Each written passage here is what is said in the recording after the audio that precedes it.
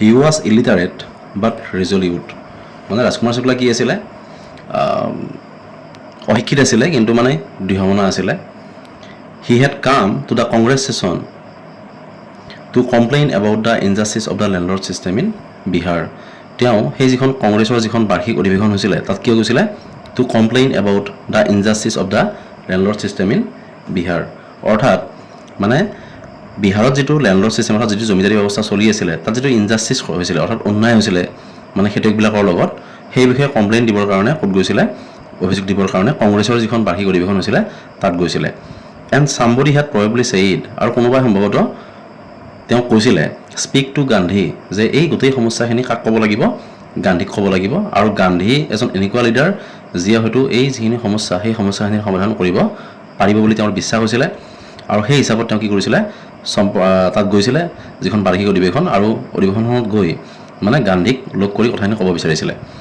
Gandhi told Shukla he had N appointment in Kanpur আৰু গান্ধীয়ে তাৰপিছত কি কৰিলে মানে শুক্লা যেতিয়া লগ কৰিলে শুক্লাক ক'লে যে তেওঁৰ কানপুৰত যাব লগা কাম আছে and was also' committed two গ' টু আদাৰ পাৰ্টছ অফ ইণ্ডিয়া আৰু ভাৰতবৰ্ষৰ অন্য ঠাইতো তেওঁৰ যাব লগা বিশেষ কাম আছে শুক্লা একম্পেনিড হিম এভৰিৱেৰ শুক্লাই গান্ধীক সকলোতে সংগ দিলে then Gandhi return to his ashram near Ahmedabad আৰু তাৰপিছত কি কৰিলে গান্ধীয়ে তেওঁৰ যিখন আশ্ৰম আছিলে আহমেদাবাদত তালৈকে উভতি গ'ল শুক্লা ফল'ড হিম টু দ্য আশ্ৰম আৰু শুক্লাই মানে গান্ধীৰ লগত কি কৰিলে গান্ধী য'তেই যায় তেওঁক ফ'ল' কৰিলে তেওঁ অনুসৰণ কৰিলে for weeks he never left গান্ধীৰ ছাইড মানে বহু সপ্তাহ ধৰি তেওঁ গান্ধীৰ লগ এৰা নাছিল fix a date he begged আৰু মানে কি কৰিছিলে ৰাজকুমাৰ শুক্লাই গান্ধীক বেগ মানে হ'ল কাকতি মিনতি কৰা তেওঁক মানে ৰিকুৱেষ্ট কৰিছিলে কাকতি মিনতি কৰিছিলে যে অনুগ্ৰহ কৰি দিন এটা ঠিক কৰক ইমপ্ৰেছ বাই দ্য শ্বেয়াৰক্ৰপাৰ্ছ টেনেচিটি আৰু এইজন শ্বেয়াৰক্ৰপাৰ অৰ্থাৎ আদিয়া কৃষক ৰাজকুমাৰ শুক্লা সেই ৰাজকুমাৰ শুক্লাৰ যিটো টেনেচিটি যিটো দৃঢ়তা মানে এটা কথাত যে লাগি থাকিব পাৰিছিল ইমানখিনি এণ্ড ষ্টৰি আৰু গোটেই কথাখিনি শুনাৰ পিছত গান্ধী ছেইড মানে গোটেই কথাখিনি শুনি তেওঁ কি হৈছিলে ইমপ্ৰেছ মানে আকৰ্ষিত হৈছিলে এই খেতিয়কজনৰ প্ৰতি যদিও তেওঁ ইলিটাৰেট আছিলে বা শিক্ষিত আছিলে কিন্তু তেওঁৰ যিটো দৃঢ়তা বা তেওঁৰ যিখিনি কথা সেইখিনি গান্ধী কি হৈছিলে আকৃষ্ট হৈছিলে বা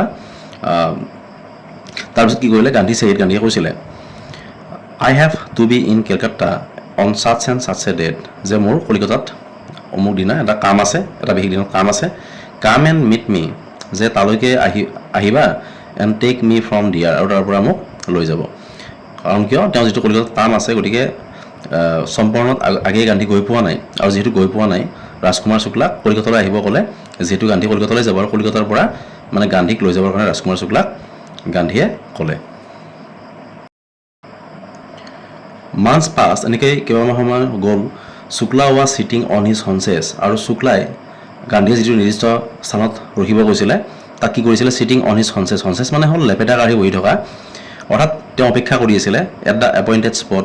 সেই নিৰ্ধাৰিত যিটো স্থানত গান্ধীয়ে লগ কৰিম বুলি কৈছিলে in Calcutta when Gandhi arrived যেতিয়া গান্ধী আহি পাইছিলে তেতিয়ালৈকে তেওঁ অপেক্ষা কৰি আছিলে হি ৱেইটেড টিল গান্ধী ৱাজ ফ্ৰী আৰু তেওঁ অপেক্ষা কৰিছিলে গান্ধী ফ্ৰী হোৱালৈকে then the two of them boarded a train for the city of Patna in Bihar আৰু তাৰপিছত কি কৰিলে দুয়োজনে গান্ধী আৰু ৰাজকুমাৰ শুক্লা দুয়োজনে কি কৰিলে বৰ্ডেড এ ট্ৰেইন বৰ্ডেড মানে হ'ল এখন ট্ৰেইন ধৰিলে অৰ্থাৎ ট্ৰেইন এখনত উঠিলে for the city of Patna in Bihar মানে বিহাৰত যাব মানে পাটনালৈ যাব তেওঁলোক প্ৰথম বিহাৰৰ পাটনালৈ যাব আৰু পাটনালৈ যাবৰ কাৰণে এখন ট্ৰেইনত উঠিলে there Shukla led him to the house of a lawyer name Rajendra Prasad আৰু তাৰপিছত কি কৰিলে শুক্লা কি কৰিলে led him to the house of a lawyer এজন অধিবক্তাৰ ঘৰলৈকে লৈ গ'ল তেওঁৰ নাম আছিলে ৰাজেন্দ্ৰ প্ৰসাদ হুল letter became president of the Congress party and of India আৰু সেই ৰাজেন্দ্ৰ প্ৰসাদ যিয়ে পিছলৈকে কি হ'ল president of the Congress party মানে কংগ্ৰেছৰ তেওঁ কি হৈছিলে প্ৰেচিডেণ্ট হৈছিলে এণ্ড অফ ইণ্ডিয়া আৰু ভাৰতবৰ্ষৰ ৰাষ্ট্ৰপতি হৈছিলে অৰ্থাৎ কংগ্ৰেছৰ সভাপতি আৰু পিছলৈকে ভাৰতবৰ্ষৰ ৰাষ্ট্ৰপতি হৈছিলে ৰাজেন্দ্ৰ প্ৰসাদ চ' তেওঁৰ ঘৰলৈকে লৈ গৈছিলে শুক্লাই Rajendra Prasad was out of town আৰু ৰাজেন্দ্ৰ প্ৰসাদ সেই সময়ত কি আছিলে ৱাজ আউট অফ টাউন মানে চহৰৰ বাহিৰত আছিলে অৰ্থাৎ ঘৰত নাছিলে তেওঁ but the servants knew Shukla as a poor yeoman কিন্তু ৰাজেন্দ্ৰ প্ৰসাদৰ ঘৰত যিকেইজন ছাৰ্ভেণ্ট আছিলে লগোৱা আছিলে new Shukla as a poor ইয়'মেন ইয়'মেন মানে হ'ল খেতিয়ক পিজেণ্ট যিহেতু ৰাজকুমাৰ শুক্লা এজন সাধাৰণ খেতিয়ক আছিলে গতিকে তেওঁলোকে গান্ধীক কি বুলি ভাবিছিলে এজন সাধাৰণ কৃষক বুলি ভাবিছিলে হু পেষ্টাৰ্ড মানে হ'ল সাঁথনি ধৰা ৰিকুৱেষ্ট কৰা who pestered their master to help the indigo' sharecroppers আৰু তেওঁলোকে ভাবি লৈছিলে সেই ছাৰ্ভেণ্ট কেইজনে যেহেতু ৰাজকুমাৰ শুক্লাৰ লগত গান্ধী গৈছে গতিকে গান্ধী কি হ'ব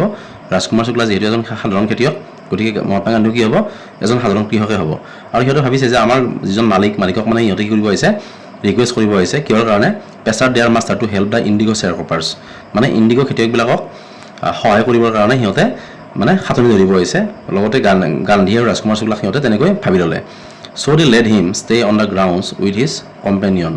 আৰু সেইকাৰণে ৰাজকুমাৰ শুক্লা আৰু গান্ধী সিহঁতক ক'ত বহিব দিলে মানে মাটিত বহিব দিলে যিহেতু সাধাৰণ খেতিয়ক গতিকে খেতিয়ক হিচাপে সিহঁতক মানে কি কৰিলে তেওঁলোকক কি কৰিলে তেনেকৈ ব্যৱহাৰ কৰিলে মানে বেয়া ব্যৱহাৰ কৰিলে গান্ধী হোম ডে টুক টু বি এনাডাৰ পিজেণ্ট আৰু মহাত্মা গান্ধীক সিহঁতে কি বুলি ভাবিলে হোম ডে টুক টু বি এনাডাৰ পিজেণ্ট আৰু সেই যিকেইজন লগুৱা আছিলে ৰাজেন্দ্ৰ প্ৰসাদৰ ঘৰত সিহঁতে ভাবি ল'লে যে ৰাজকুমাৰ শুক্লাৰ লগত যিহেতু এওঁ আহিছে গতিকে এওঁ কি হ'ব অন্য এজন খেতিয়কে হ'ব নিশ্চয় but Gandhi was not permitted to draw water from the well আৰু গান্ধীয়ে তেতিয়া পানী ব্যৱহাৰ কৰিব চালে যিটো ৱেল আছিলে কুঁৱা আছিলে সেই কুঁৱাৰ পৰা পানী উঠাব চাইছিলে কিন্তু গান্ধীক কি কৰি মানে পানী উঠাব যেতিয়া বিচাৰিছিলে কুঁৱাটো চুব দিয়া নাছিলে কিহৰ কাৰণে less some drops from his bucket যদি গান্ধীয়ে কুঁৱাটো লাৰে তেতিয়াহ'লে সেই যিটো বাল্টিটো লাৰিলে কি হ'ব bucket pollute the entire source মানে গোটেই মানে কুঁৱাৰ পানীখিনি কি হ'ব পলুত মানে দূষিত হ'ব অৰ্থাৎ সেই সময়ত যিটো কাষ্টিজিম আছিলে অৰ্থাৎ তেওঁলোকে ৰাজেন্দ্ৰ প্ৰসাদৰ ঘৰত যিকেইজন ছাৰ্ভেণ্ট আছিলে সিহঁতে গান্ধীক কি বুলি ভাবিছিলে এজন অস্পৃশ্য লোক বুলি ভাবিছিলে মানে যাৰ কাৰণে কি কৰিছিলে তেওঁক মানে সেই কুঁৱাটো চুব দিয়া নাছিলে how did they know' that he was not an untouchable কাৰণ তেওঁলোকে গান্ধীক চিনি নাপায় যদি সেই সময়ৰ বিলিফৰ পৰাও চোৱা যায় ইয়াতে কিয় প্ৰশ্ন কৰিছে how did they know' that he was not an untouchable তেওঁতো এজন অস্পৃশ্য নাছিল মানে কোনটো ক্ষেত্ৰত কৈছে যে সেই সময়ৰ যিটো পইণ্ট অফ ভিউ যিটো কাষ্টিজিম অৰ্থাৎ জাতিগত যিটো বৈষম্য সেইখনৰ পৰা চাব গ'লে গান্ধীটো অস্পৃশ্য নাছিল কাৰণ কিয় গান্ধী এজন হাই কাষ্টৰ আছিলে এজন উচ্চ শ্ৰেণীৰ এজন লোক আছিলে কিন্তু সেই মানুহজনে চিনি পোৱা নাছিলে অৰ্থাৎ ৰাজেন্দ্ৰ প্ৰসাদৰ ঘৰত যিকেইজন লগুৱা আছিলে সিহঁতে চিনি পোৱা নাছিলে আৰু যাৰ কাৰণে গান্ধীক কুঁৱাটো চুব দিয়া নাছিলে বা অস্পৃশ্য বুলি মানে কি গান্ধীক তেনেকুৱা ব্যৱহাৰ কৰিছিলে গান্ধী ডিচাইডেড টু গ' ফাৰ্ষ্ট টু মুজাফৰপুৰ আৰু তাৰপিছত কি কৰিলে গান্ধীয়ে মুজাফৰপুৰ যাবৰ কাৰণে সিদ্ধান্ত ল'লে যেতিয়া পাটনাত গৈছিলে পাটনাত গৈ কিনে ৰাজেন্দ্ৰ প্ৰসাদৰ ঘৰত গৈ যিটো ব্যৱহাৰ কৰিলে তাৰপিছত কি কৰিলে তেওঁলোকে মুজাফৰপুৰ যাবৰ কাৰণে সিদ্ধান্ত ল'লে হুইচ ৱাজ এণ্ড টু চম্পৰ্ণ আৰু সেই মুজাফৰপুৰ নামৰ যিখন ঠাই আছিলে সেইখন মানে চম্পৰ্ণলৈ যোৱা যিটো ৰাস্তা আছে তাত পোৱা গৈছিলে টু অবটেইন মোৰ কমপ্লিট ইনফৰমেশ্যন টু অবটেইন মানে হ'ল পাবৰ কাৰণে মোৰ complete information about conditions then Shukla was capable of imparting মানে ৰাজকুমাৰ শুক্লাই যিমানখিনি তথ্য যোগান ধৰিছিলে মানে গান্ধী যিমানখিনি তথ্য দিছিল তাতকৈ অধিক তথ্য লাভ কৰাৰ কাৰণে তেওঁলোকে মুজাফৰপুৰ নামৰ যিখন ঠাই আছে তাত যাবৰ কাৰণে সিদ্ধান্ত ল'লে অৰ্থাৎ এইটো গান্ধীৰ সিদ্ধান্ত আছিলে হি একৰ্ডিংলি চেণ্ট এ Telegram two professor JB. Kripalani আৰু সেই অনুসৰি তেওঁ কি কৰিছিলে এজন প্ৰফেচাৰ আছিলে জে.বি. কৃপালানী নামৰ of the arts college in Muzaffarpur অৰ্থাৎ মুজাফৰপুৰৰ যিখন আৰ্টছ কলেজ আছে সেই মুজাফৰপুৰ আৰ্টছ কলেজৰ এজন প্ৰফেচাৰ জে.বি. কৃপালানী তেওঁৰ ঘৰত যাবৰ কাৰণে সিদ্ধান্ত লৈছিলে আৰু তেওঁ এখন টেলিগ্ৰাম পঠাইছিলে হোম হি হেড চিন এট টেগোৰ শান্তিনিকেতন স্কুল আৰু সেই জে.বি. কৃপালানী গান্ধীয়ে ক'ত লগ পাইছিলে ৰবীন্দ্ৰনাথ ঠাকুৰৰ যিখন শান্তিনিকেতন স্কুল আছে তাত লগ পাইছিলে the train arrived at midnight 15 April 1917 আৰু তাৰপিছত কি হৈছিলে যিখন ট্ৰেইনত তেওঁলোকে গৈ আছিলে সেই ট্ৰেইনখন কেতিয়া গৈ পাইছিলে মানে 1917 চনৰ 15 এপ্ৰিল তাৰিখে তেওঁলোকে মানে মাজৰাতি গৈ পালে কৃপালানী ৱাজ ৱেইটিং এট দ্য ষ্টেচন আৰু সেই যিজন জে.বি. কৃপালানী তেওঁ কি কৰি আছিলে ৱাজ ৱেইটিং at the station with large number of students আৰু কৃপালানী কি কৰি আছিলে মানে তেওঁৰ কেইজনমান ছাত্ৰৰ লগত মানে সেই ৰাতি ষ্টেচনত গান্ধীৰ কাৰণে অপেক্ষা কৰি আছিলে